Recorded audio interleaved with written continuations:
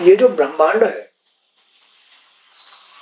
जो हमारी आंखों के सामने संसार रूप में व्यक्त है, ब्रह्मांड, या जो हमारे शरीर की विग्रह की जो रचना है, ये ब्रह्मांड कहलाता है। ब्रह्मांड, तो यह जो ब्रह्मांड कोश है, जो पृथ्वी आदि एक से एक दो गुने 7 आवरणों से घिरा हुआ है, 7 आवरण से घिरा हुआ है, और अपने ही समान ऐसे दूसरे करोड़ों ब्रह्मांडों के साथ आप में एक परमाणु के समान घूमता रहता है। ईश्वर इतना विशाल है। कितना बड़ा ब्रह्मांड है ये। हमें तो ऐसे लगता है जैसे कितना बड़ा ब्रह्मांड है, कितना बड़ा संसार है ये। लेकिन ये ईश्वर में एक अणु मात्र भी नहीं है। अब आप समझ लीजिए, 7 आवरणों वाला ये जो ब्रह्मांड है, 7 आवरण है इसके अंदर, 7 परत है इसके अंदर। ईश्वर में ये ब्रह्मांड एक अणु मात्र भी नहीं है, एक कण मात्र भी नहीं है। तो ईश्वर इतना अनंत है, फिर भी उसे आपकी सीमा का कोई पता नहीं है। जो इस ब्रह्मांड में जीव है, इस जीव को इस ब्रह्मांड का कुछ भी पता नहीं है, जबकि एक ईश्वर में ही ये ब्रह्मांड रचा हुआ है। इसलिए ज्ञानी आपको अनंत कहते हैं, अनंत, जिसका कोई अंत नहीं है। हे परमात्मा, आप ज्ञान स्वरूप और निर्गुण हैं। ज्ञान स्वरूप है और निर्गुण है। आपने जिस भागवत धर्म का निरूपण किया है, वह कभी परमार्थ मार्ग से विचलित नहीं होता। आपने जिस भागवत धर्म का निरूपण किया है, भागवत, भक्ति, ज्ञान, वैराग्य और त्याग, वह कभी भी परमार्थ मार्ग से विचलित नहीं होता है। जो भी मनुष्य है, जो भी जीव, भगवान ने जिस ज्ञान विज्ञान का यहाँ वर्णन किया है भागवत में, या ईश्वर तो अनंत है, ज्ञान विज्ञान रूप है। इस ब्रह्मांड में जो जीव है, जो भी उनकी इस भागवत धर्म का आदर करता है, अपनाता है, वह कभी परमार्थ मार्ग से विचलित नहीं होता है। भगवान ने ही ये सब कुछ निर्माण किया है। जीव का निर्माण, ब्रह्मांड का निर्माण, ज्ञान विज्ञान का निर्माण, सब कुछ ईश्वर ने किया है। क्योंकि ईश्वर में ही ये रचना है, क्योंकि ईश्वर में ही ये ब्रह्मांड है। 7 आवरणों वाला ये शरीर, ब्रह्मांड, आंखों के सामने संसार, ये ऐसा रचा है जो 7 आवरणों वाला है। उन्होंने जीव का निर्माण भी किया है, और उस जीव के लिए ज्ञान विज्ञान, तत्व ज्ञान, इनकी इसमें रचना की है, सुख दुख की रचना की है। तो ये यही समझा रहे हैं कि आपके इस ब्रह्मांड में जो जीव भागवत धर्म का निरूपण करता है, यानी उसे अपनाता है, वह कभी भी परमार्थ मार्ग से विचलित नहीं होता। आपके दर्शन मात्र से ही मनुष्यों के सारे पाप क्षीण हो जाते हैं। जो भी उनका विश्वास करता है, जो जीव ईश्वर में, चूंकि ये ब्रह्मांड रचा हुआ है, तो इसके अंदर बाहर सब जगह ईश्वर ही व्याप्त है। तो जिनको ईश्वर अपनी कृपा देता है, ज्ञान विज्ञान देता है, तत्व ज्ञान देता है, वो ईश्वर का अनुभव करते हैं। ईश्वर कहता है कि जो भी जीव मेरी भक्ति धारण करेगा, अपने अंदर भक्ति धारण करेगा, नियम धर्म और मेरे में श्रद्धा रखेगा, वो परमार्थ मार्ग से कभी विचलित नहीं होगा। कितनी बड़ी बात है, कितनी स्पष्ट बात है। वो जीव परमार्थ मार्ग से, अच्छे मार्ग से, भाव भक्ति के मार्ग से, श्री हरि की शरण से कभी भी विचलित नहीं होगा। आपके दर्शन मात्र से ही मनुष्य के सारे पाप क्षीण हो जाते हैं। तो जो जीव उनका दर्शन कर लेता है, या जो उनका अनुभव कर लेता है, जो उनके बनाए हुए नियम धर्म के रास्ते पर चलता है, सत्संग सुनता है, भागवत सुनता है, भक्ति ज्ञान वैराग्य त्याग धारण करता है, वो कभी भी परमार्थ मार्ग से विचलित नहीं होता है। आपके नाम के प्रभाव से चांडाल और नीच व्यक्ति भी इस संसार चक्र से मुक्त हो जाते हैं। ये जो संसार चक्र है,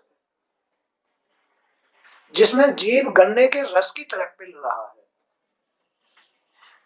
जिसमें जीव जैसे गन्ने को कोल्हू के अंदर पेला जाता है और उसमें से रस निचोड़ लिया जाता है और छूछ को फेंक दिया जाता है, ऐसे ही ये जो जीव है भगवान की माया से निचोड़ लिया जाता है, उसका सारा सत्व निचोड़ लिया जाता है और इस शरीर को गन्ने की छूछ की तरह फेंक दिया जाता है। गन्ने की छूछ की तरह फेंक दिया माने का उसको जला दिया जाता है, राख बना दी जाती है। पता नहीं कहां कहां जाती है वो राख से। तो यहां यही बात समझाई है कि ये 7 आवरणों वाला जो ब्रह्मांड है ये ईश्वर में है, और ये ब्रह्मांड एक धूल के कण के समान भी नहीं है। ईश्वर में एक धूल के कण के समान भी, कितना बड़ा ब्रह्मांड है, एक धूल के कण के बराबर भी नहीं है ईश्वर में। ईश्वर इतना अनंत है। अब जो ये ब्रह्मांड रचा है, जो ये संसार रचा है, जिसमें दिन रात प्रभात संध्या सब कुछ होता है, एक जीव का निर्माण किया है इसमें ईश्वर ने, जो ईश्वर का अंश ही कहलाता है। तो इस जीव के लिए ये जो ब्रह्मांड रचा है, ये संसार रचा है, ये संसार ईश्वर में एक धूल के कण के बराबर भी नहीं है।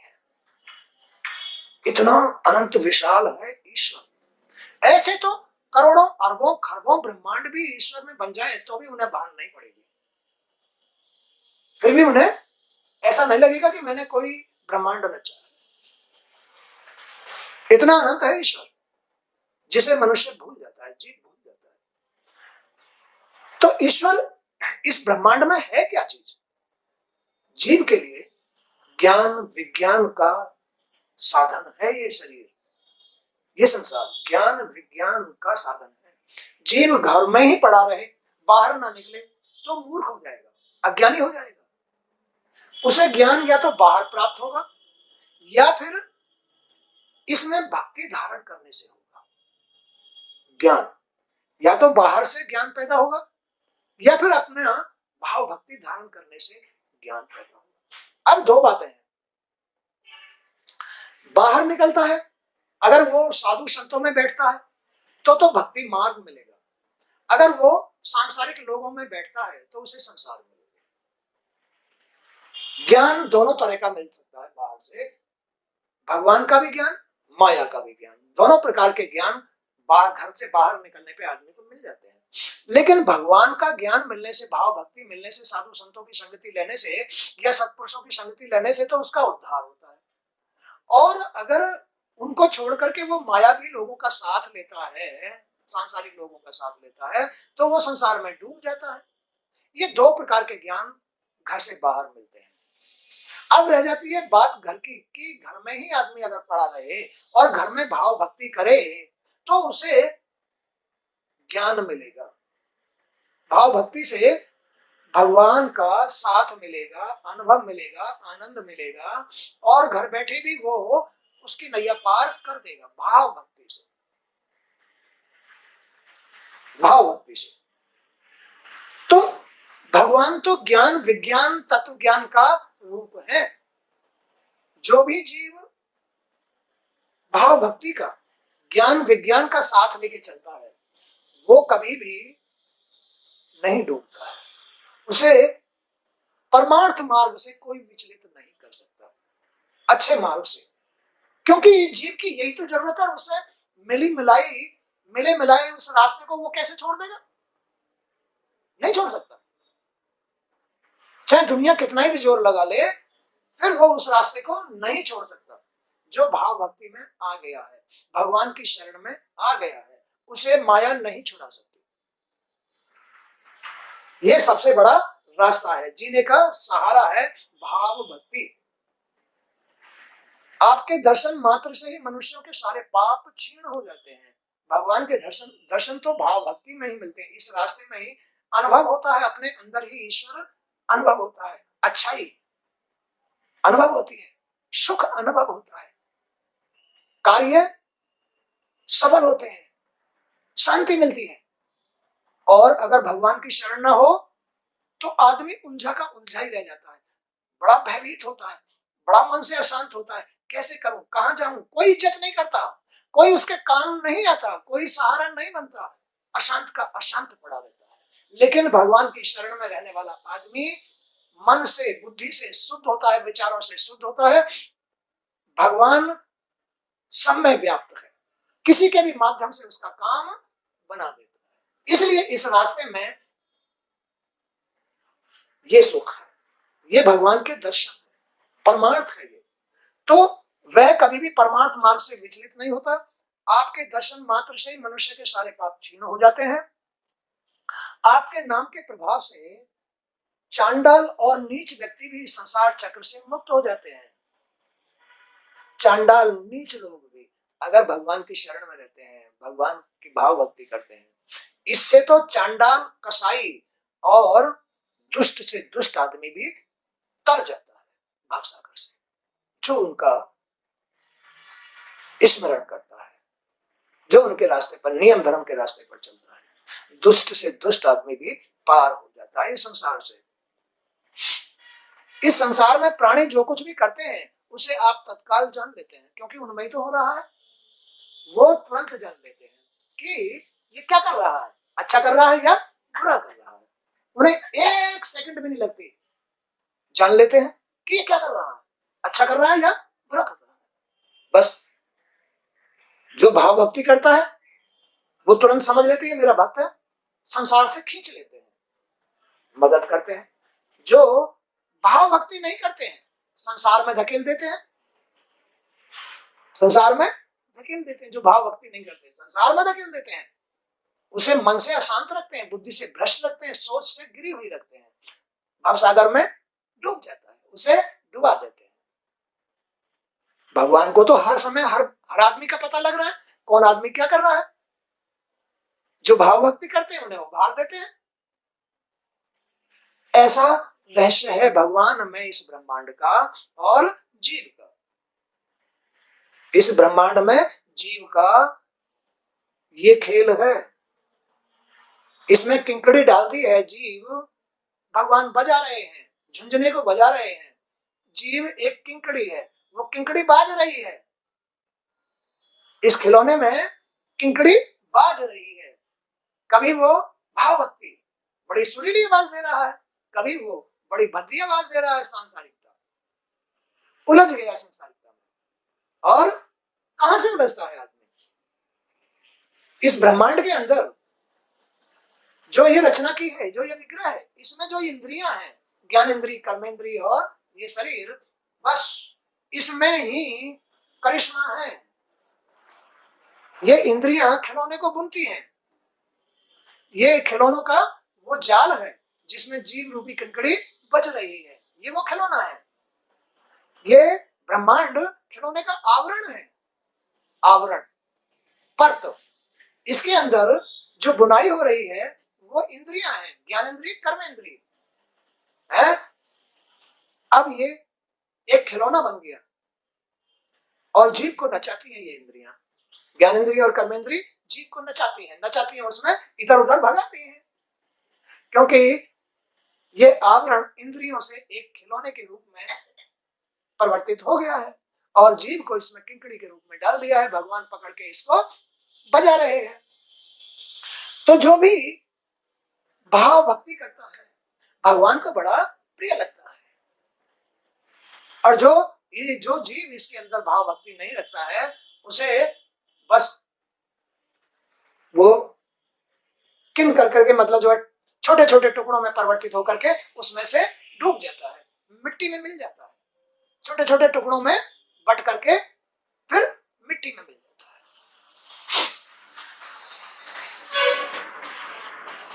हे राजन, देव ऋषि नारद और ऋषि अंगरा ने तुम्हें जो उपदेश दिया है उसके द्वारा तथा मेरे दर्शन से तुम पूरी तरह सिद्ध हो चुके हो। मैं ही जगत की आत्मा हूँ। कौन? ईश्वर। मैं ही जगत की आत्मा हूँ, मैं इस ब्रह्मांड में सबकी आत्मा हूँ। यह जगत मेरे द्वारा ही रचा हुआ है और स्वप्नवत है, एक सपने के समान है, एक सपने के समान है। कोई तो अच्छा स्वप्न देखता है इस ब्रह्मांड में, कोई बुरा स्वप्न देखता है, कोई तो मंदिरों में भगवान के दर्शन करता है, परमार्थ तीर्थ आदि करता है, परोपकार करता है, कोई इसमें लूट खसोट करता है, किसी का सर कटता है, कोई डूब के मर जाता है, कोई डरता है, कोई राजा बनकर के राज करता है। ऐसा है ये स्वप्नवत संसार, जिसमें जीव जागृत या स्वप्न अवस्था में अपने को देखता है, जागृत या स्वप्न अवस्था में स्वयं को देखता है कि मैं क्या हूं, क्या हो गया, क्या हो गया। ये जागृत और स्वप्न अवस्था भी उसी की है, ईश्वर में ही है। अब हम जग रहे हैं, रात्रि में सो जाएंगे, ये सोना जागना भी उसी में हो रहा है। ऐसी है इस ब्रह्मांड की रचना, इस ब्रह्मांड में जीव की स्थिति। अब हम जग करके क्या कर रहे हैं? कोई तो अब कहीं दारू पी रहा होगा, कुसंगति में बैठा होगा, हम अपना नियम धर्म से उठ करके शौच स्नान ध्यान साफ सफाई पूजा पाठ करके भागवत पढ़ रहे हैं, सुन रहे हैं, एक क्षेत्र ये हो गया। तो भगवान किससे खुश होता है? इसी रास्ते से खुश होता है, इससे खुश होता है। अब हमारे अंदर तो ये गंदगी नहीं आ रही है, हमारे अंदर से तो गंदगी निकल रही है, लेकिन जो कुसंगति में बैठा है अब उसके अंदर तो गंदगी आ रही है, उसे डुबा देता है और भक्तों को उभार लेता है। सोया हुआ पुरुष, हाँ, मैं जगत की आत्मा हूं, यह जगत मेरे द्वारा ही कल्पित है और स्वप्नबद्ध है, एक खाली स्वप्न है, ये सत्य नहीं है। सत्य तो मैं हूं जो बजा रहा हूं, मैंने तो खाली इधर से इधर से इधर से किंकड़ी या मतलब जो है बुनने का साधन इकट्ठा करके इसको बुन लिया है, इसको बुन दिया, खिलौना बना दिया और किंकड़ी डाल दिया। ये तो टूट भी जाएगा, लेकिन बनाने वाला मैं हूं जो सत्य हूं, जो कभी ना जलता हूं, ना मरता हूं, ना गलता हूं, ना सड़ता हूं, मैं सत्य हूं। ये सत्य नहीं है, ये तो 4 दिन चले, 10 दिन चले, साल चले, 100 साल चले, टूट सकता है, ये नष्ट हो सकता है, लेकिन मैं कभी नष्ट नहीं होता हूं, ईश्वर कभी भी नष्ट नहीं होता। तो सोया हुआ पुरुष जिसकी सहायता से अपनी निद्रा और उनके अतीन्द्रिय सुख का अनुभव करता है, इस ब्रह्मांड के अंदर जो जीव है केवल उनसे ही क्या निद्रा और सुख की या जागृत अवस्था की अनुभूति करता है, उनसे ही कर रहा है। बताओ उनसे बाहर क्या है? वही सुलाते भी है, कई लोगों को तो रात को निद्रा भी नहीं आती है, तो बेचैनी भी उन्होंने ही डाली है।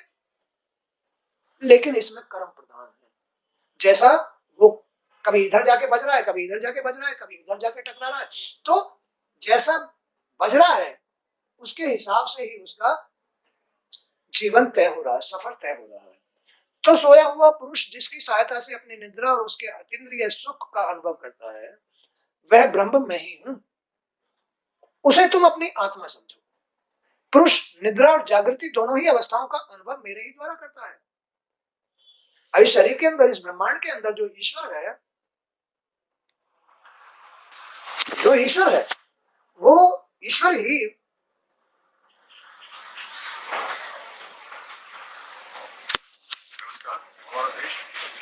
सोया हुआ पुरुष जिसकी सहायता से अपने निद्रा और उसके अतीन्द्रिय सुख का अनुभव करता है, वह ब्रह्म में ही हूँ, मुझ में ही ये ब्रह्मांड रचा हुआ है, उसे तुम अपनी आत्मा समझो। मैं तुम्हारी आत्मा हूँ। पुरुष निद्रा और जागृति दोनों ही अवस्थाओं का अनुभव मेरे ही द्वारा करता है। सोना भी जागना भी सब मेरे ही द्वारा होता है। बताइए, तो फिर इसमें मैं किस बात की? इसमें मैं किस बात की?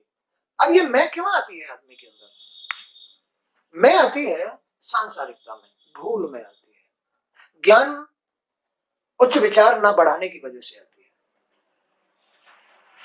जब जीव मेरे स्वरूप को भूल जाता है, जब जीव मेरे स्वरूप को भूल जाता है, तब वह अपने अपने को अलग मान बैठता है। क्या बात समझ में? जब जीव मेरे इस ब्रह्मांड में मुझको भूल जाता है, मेरी भाव भक्ति नहीं करता है, मेरे बताए हुए नियम धर्मों के साथ नहीं रहता है, ज्ञान विज्ञान के साथ नहीं रहता है, यही उसकी भूल है। फिर दूसरा क्षेत्र मैंने उसके जीने के लिए बनाया है संसार। संसार में जैसे ही वो गया, बस मुझे भूल बैठता है, अपने वास्तविक स्वरूप को भूल बैठता है। सोया हुआ पुरुष जिसकी सहायता से अपनी निद्रा और उसके आंतरिक सुख का अनुभव करता है, वह ब्रह्म मैं ही हूं, उसे तुम अपनी आत्मा समझो। पुरुष निद्रा और जागृति दोनों ही अवस्थाओं का अनुभव मेरे ही द्वारा करता है, क्योंकि ब्रह्मांड तो उसी में रचा हुआ है, उसने ही तो इसको रचा है, और ये ब्रह्मांड उसके कण मात्र भी नहीं है। जब जीव मेरे स्वरूप को भूल जाता है, तब वह अपने को अलग मान बैठता है। भूलने का अर्थ मैंने तुम्हें समझा दिया। भूल है जब ये जो इस ब्रह्मांड में भगवान ने जीव रचा है, ये जीव जब भाव भक्ति नियम धर्म छोड़ देता है, सच्चाई का साथ छोड़ देता है, तो उसका कारण होता है उसकी भूल, माने संसार में प्रवेश कर देना, विषय विकारों में, इच्छाओं में प्रवेश कर देना। इसी से उसे संसार के चक्र में फंसना पड़ता है, संसार चक्र में। अब तो इसमें उसे सब हर बात की जरूरत पड़ेगी, संतान पैदा करेगा, कपड़े भी लाएगा, घर भी बनाएगा, ये भी करेगा, वो भी करेगा। संसार में घुस गए तो करो भाई। तो जीव जब जीव मेरे स्वरूप को भूल जाता है, तब वह अपने को अलग मान बैठता है, मुझे नहीं मानता। फिर उसकी रचना, उसकी जो क्रियाएं हैं, कारण है, या उसके जो फल है, वो अलग है। मेरे रास्ते के क्रिया और फल अलग है, मेरी रास्ते की क्रिया और फल अलग है। मेरे रास्ते के जो वृक्ष हैं वो फल देते हैं, और सांसारिक रास्ते के जो वृक्ष हैं फल देते हुए भी खाए नहीं जाते हैं, खाए नहीं जाते हैं, कड़वे होते हैं, तीखे होते हैं, जहरीले होते हैं, वो नहीं खाए जाते हैं। तो इसी से उसे संसार चक्र में फंसना पड़ता है, कभी दरिद्र होना पड़ता है, कभी भूखे रहना पड़ता है, कभी चोट खानी पड़ती है, कभी हानि खानी पड़ती है, कभी दुखी होना पड़ता है, कभी अशांत होना पड़ता है, कभी रात को नींद आती है, कभी नहीं आती है। तो यही है संसार चक्र, और जन्म मृत्यु के चक्र में भी पड़ा वह घूमता रहता है। अब इतने से ही काम नहीं बनेगा। अब तो जब संसार में घुस गया है, तो बार बार मरना, जन्म लेना, मरना, जन्म लेना, कभी कुत्ते, कभी बिल्ली, कभी भेड़, कभी बकरी, कभी किसी का। इससे ही काम नहीं बनेगा। अब तो तुम्हें जन्म भी लेना पड़ेगा, अब तो तुम्हें इस संसार की शोभा भी बढ़ानी पड़ेगी। ये तुम जो है दूषित कर्मों से भगवान को भूल करके संसार की शोभा बढ़ा रहे हो। ये माया की शोभा है। क्या है माया की शोभा? कुत्ता बनो, बिल्ली बनो, भेड़ बनो, बकरी बनो, गधा बनो, घोड़े बनो, बनना पड़ेगा है। ये भगवान की माया का संसार है। तो संसार में जाओ तो ये बनो, और भाई अगर भगवान की शरण में आओ तो ये बनने की जरूरत नहीं है। भगवान की शरण में, भगवान की भाव भक्ति में ये बनने की जरूरत नहीं है। बस अपने घर चले जाओ, आराम से सोना। कहां? बैकुंठ चले जाओ, मोक्ष हो जाओ, अपने माँ बाप के दर्शन कर लो, फिर तुम्हें कुत्ता भेड़ बकरी बनने की जरूरत नहीं पड़ेगी। यह मनुष्य योनि ज्ञान और विज्ञान का मूल स्रोत है। कुत्ता बिल्लियों को ज्ञान नहीं है, वो तो खाली संसार की शोभा बढ़ा रहे हैं, उनमें ज्ञान विज्ञान नहीं है। ये मनुष्य योनि, ये ज्ञान विज्ञान का स्रोत है, समझने का स्रोत है। इसमें तुम्हें समझ दी है, ज्ञान दिया है, विज्ञान दिया है, सब कुछ इसमें दिया है, लेकिन अन्य योनियों में नहीं है। समझ लो और पार हो जाओ, अपने चले जाओगा। अरे क्यों भटक रहे हो भूखे प्यासे? भूखे प्यासे क्यों भटकते हो? तो ये मनुष्य योनि ज्ञान और विज्ञान का मूल स्रोत है। जो इसे पाकर भी अपने आत्म स्वरूप परमात्मा को नहीं जान लेता, उसे कहीं भी किसी भी योनि में शांति नहीं मिल सकती, उसे किसी भी योनि में शांति नहीं मिलेगी। जो इस मानव योनि में भगवान को नहीं प्राप्त कर पाया, उसको नहीं पहचान पाया, वो फिर अन्य योनियों में भगवान से नहीं मिल पाएगा। 84 लाख योनियां थोड़ी नहीं होती है, थोड़ी नहीं होती। अरे एक योनि को भोगने में ही 100 साल लग जाते हैं, 10 साल लग जाते हैं, 50 साल लग जाते हैं, कोई महीने 2 महीने तो जिएगा। 84 लाख योनि जीने में तो बड़ा समय लगेगा, इसलिए मौका है।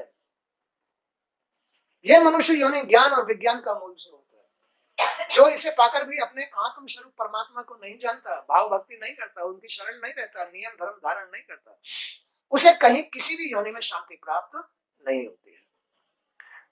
सांसारिक सुख के लिए जो कर्म किए जाते हैं, अब घुस गया संसार में, अब वो सुख पाने के लिए, वो संतों के लिए, वो संतों को देखता है, योगियों को देखता है, भक्तों को देखता है, उनको बड़ा आनंद मिलता है, वो तो बड़े आनंद से रहते हैं। अब उन्हें सुखी देख करके उसको भी सुख की लालसा होती है कि भाई हमें सुख क्यों नहीं मिलता? इन संतों को, इन महापुरुषों को, इन साधुओं को, इन योगियों को, इन भक्तों को सुख क्यों मिल रहा है, हमें सुख क्यों नहीं मिलता? अब वो सुख की लालसा में अब तो महल बनाता है, कोठियां बनाता है, पढ़ाई करता है, नौकरी करता है, फिर भी दारू पीता है, फिर भी शांति नहीं मिलती है। अहंकार उसको खा जाता है, जीते जी ही खा जाता है। और बहुत सारे, मैं एक उदाहरण दे रहा हूं, और बहुत सारे कर्म हैं जिन्हें वो अपना लेता है संसार में। तो सांसारिक सुख के लिए जो कर्म किए जाते हैं उनमें श्रम और कलेश है, श्रम और कलेश है। इन सांसारिक सुख को प्राप्त करने के लिए इनमें बड़ी मेहनत है, बड़े कलेश है इसमें, मार पीट, भेद भाव, तेरा मेरा, बड़ी कलेश है इन सांसारिक क्रियाओं में।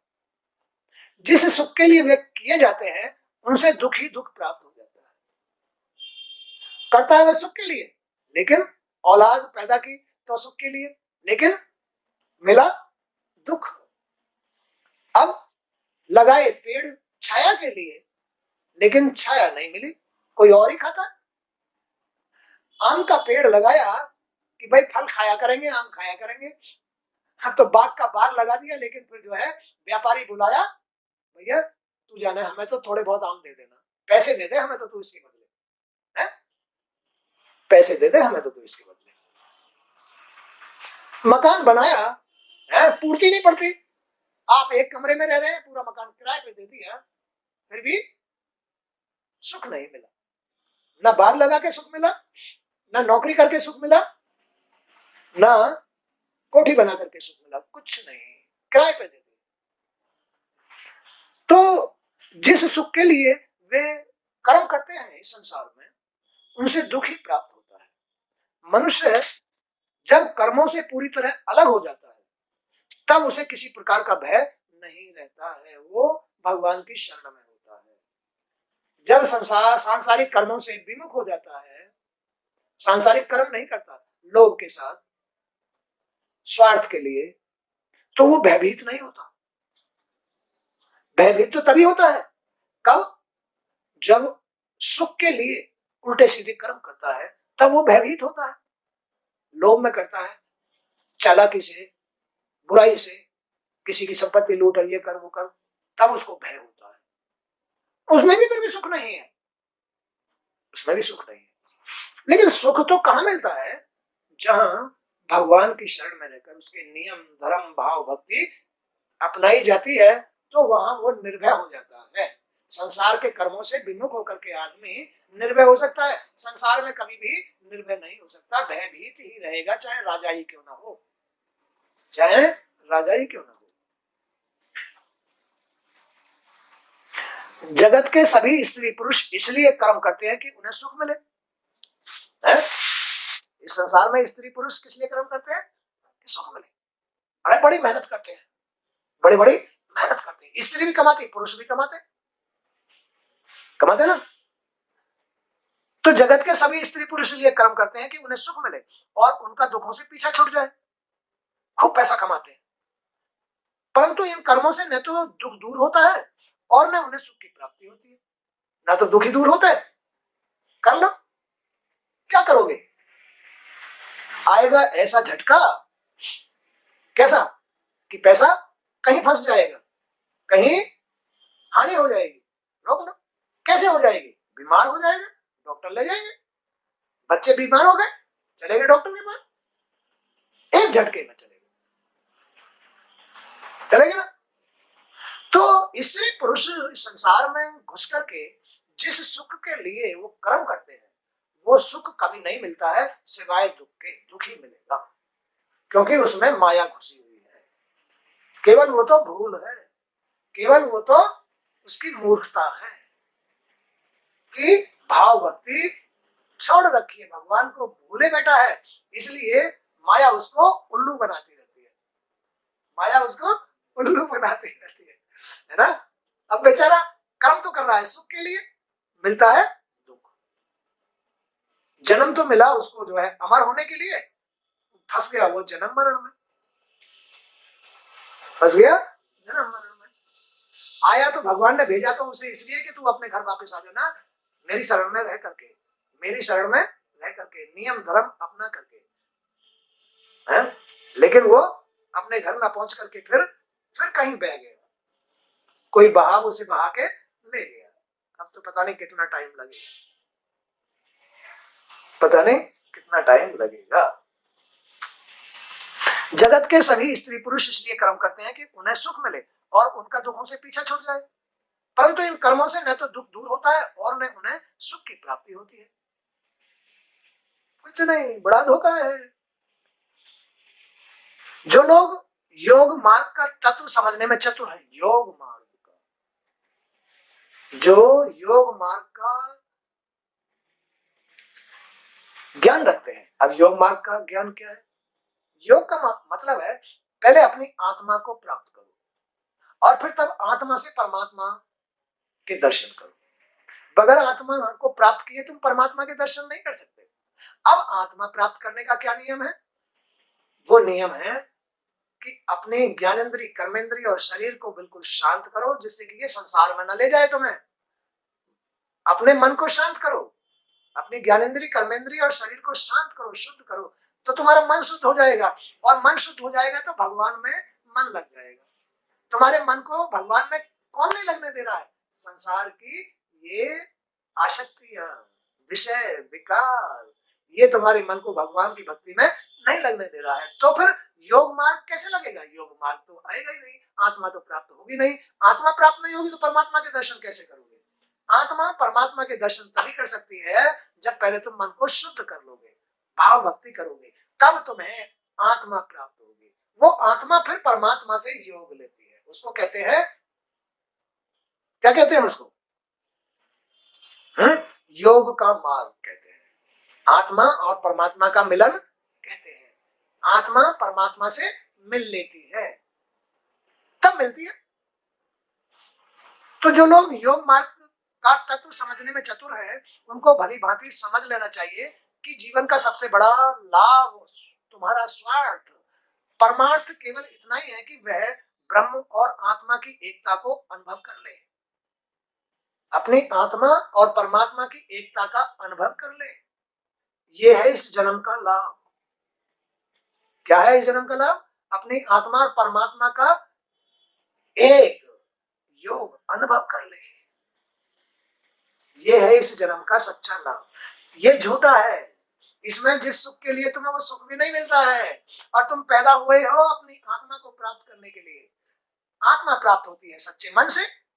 सच्चा मन जब होता है जब तुम ज्ञानेंद्रिय, कर्मेंद्रिय और शरीर को शांत कर लोगे तो तुम्हारा मन शांत हो सकता है। अन्यथा चाहे कोई कितना भी झूठ बोले कि मेरा मन शांत है, मेरा मन शांत है, शांत नहीं है भाई उसका मन, सब झूठा है, वो बनता है, वो झूठ बोल रहा है। संसार में रहकर के ज्ञानेंद्रिय कर्मेंद्रिय अपना काम करेंगे और मन को अशुद्ध करेंगे, कारण बनेगा, अशांति का कारण बनेगा। इसलिए मन को शांत किया जाता है। इस मन की शांति में ज्ञानेंद्रिय कर्मेंद्रिय और शरीर की शांति शुद्धि जरूरी, तब मन शांत होकर के इस जीव को आत्मा में बदल देता है, मन से बदलेगा। बगैर मन के जीव आत्मा को प्राप्त नहीं कर सकता। आत्मा ही फिर परमात्मा का दर्शन कराती है। इस मन को, इस शरीर को, इस ब्रह्मांड को आत्मा ही परमात्मा से मिलन कराती है। और जहां आत्मा परमात्मा से इस मन को दर्शन करा देती है, ये मुक्त हो जाता है। बगैर उसके दर्शन के ये मन भी मुक्त नहीं होता है। ये है भाई संसार में जन्म लेने का पूरा फायदा, लाभ। ये और किसी जन्म में नहीं हो सकता, इसी जन्म में हो सकता है। इसलिए बुराइयों में मत घुसो, इसलिए बुरे काम बुरे कर्म मत करो, इसलिए बुरी जगह मत बैठो, अच्छी जगह बैठो, अच्छे कर्म करो, जिससे तुम्हारा मन तुमको नरक में न ले जाए, डुबा ना दे, भगवान के शरण में ही रहने दे। मन के हारे हार गए, मन के जीते जीत। मन चंगा तो खटोटी में गंगा। बोलो बात सही है? तो आज का सत्संग भी यहीं तक। जय श्री कृष्ण।